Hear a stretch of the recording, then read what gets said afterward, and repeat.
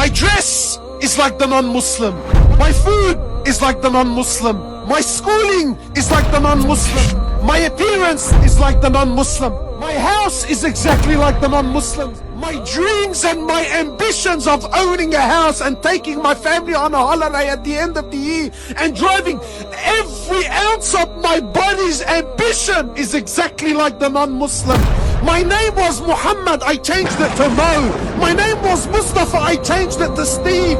Every ounce of me is dripping non-Muslim. Yeah, my brother, alhamdulillah, I'm a Muslim. The Prophet says, glad tidings, hani'an, hani'an, glad tidings to the stranger. Honestly, who feels like a stranger? Who, bro? You walk into any restaurant, halal, not halal, is a yallah, kullu meshi, brother, bismillah, ukol, brother. Deep down in our hearts, where? Look, you know what? It's one thing when the brother says to me, listen, I have an addiction, and I'm trying to deal with my addiction. Wallahi, I will appreciate it. Look, the man knows he has a problem. No, but I have an addiction, and I'm in denial about my addiction, and I try to use deen to justify my actions. Isn't that interesting? So you might tell me, look, brother, you know, maybe the Prophet was going through hard times. On his deathbed, sallallahu alayhi wasallam. He was going through sakarat al-maut, conscious, unconscious, in and out.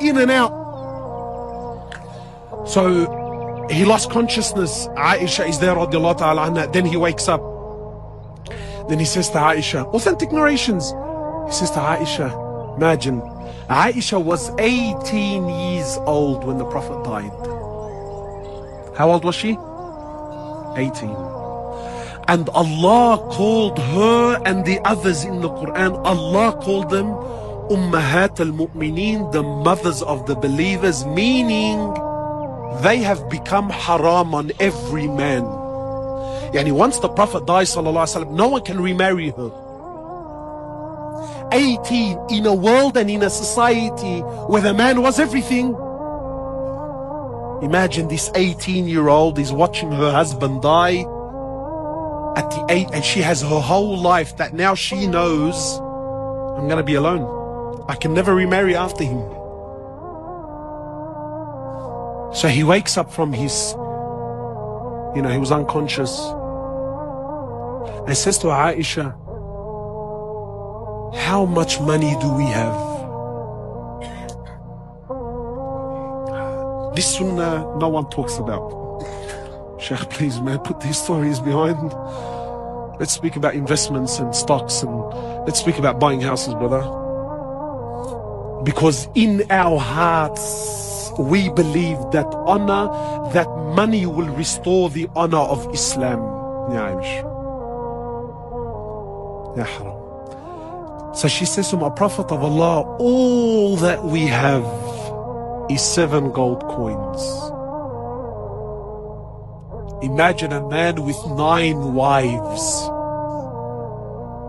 Today, brothers have paid off their houses, paid off.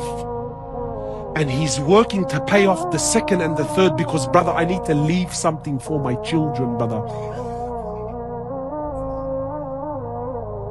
Exhausting his life. Not halal haram. I don't care about halal and haram. But tell me, when the Prophet was dying and there were 7 gold coins between 9 wives, is he a man? Sister, you know the one, I wish I was married to him. What Chanel handbag was he gonna buy you with 7 gold coins? Tell me, man. What hair and makeup studio were you gonna go to on a fortnightly basis? Tell me. What restaurant were you going to be fine dining in? Tell me. So he says to Aisha, take the 7 gold coins and give them in charity now.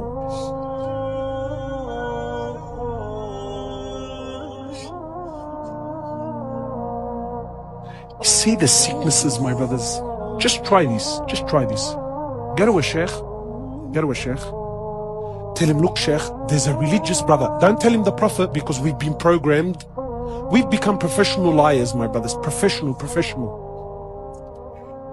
You know, some brothers would, brother, when you say the name of Rasulullah, I get chills in my spine. Sallallahu alayhi wasallam, brother. Subhanallah, his name, it does something to me, you know. And yet you look at him from top to bottom, there's not an ounce of Rasulullah on him, sallallahu alayhi wasallam. Wallahi, just try it. Go to a sheikh and tell him, listen, sheikh, there's a brother we know, he has a big beard. He's dying and he's leaving his family with nothing. What do you think, sheikh? What deen is this? What fikr is this? What understanding is this? This is extreme, brother. This is a... Then tell him the Prophet left 9 wives with nothing. But he left them with something far deeper. He left them with Iman and Tawheed and belief in Allah. So he loses consciousness, then he wakes up and he says to Aisha, Aisha, what did you do with the 7 gold coins? 7 gold, Ya Rasulullah, leave him, man, let him be. Aisha, 18 years old, she's alone, haram, yani, leave her, khalas, 7 gold coins, yani, they're not gonna make her rich. No, like, it's, no, but there's something far deeper. So she says, O Prophet of Allah, look at our mother, man. She said, I held on to them, I didn't give them away in charity. I'm scared. He says to Aisha, do you want me to die and stand in front of Allah while I still own something from this dunya? Is this how you want me to stand in front of Allah, Aisha?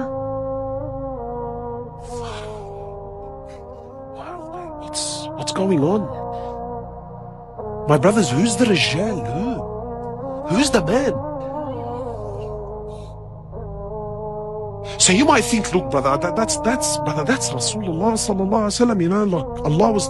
No! In Bukhari, the dua of Rasulullah, Allahumma ja'al rizqa ali Muhammadin qut. Ya Allah, make the rizq of the family. The hadith is in Bukhari.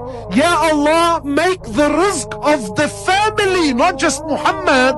Muhammad and his family, sallallahu. Make the rizq and the provisions of Muhammad and his family the bare minimum. I challenge you to make this dua. Wallah, if the Imam made this dua, you would throw a shoe at him from the back. And look, brother, what's this dua?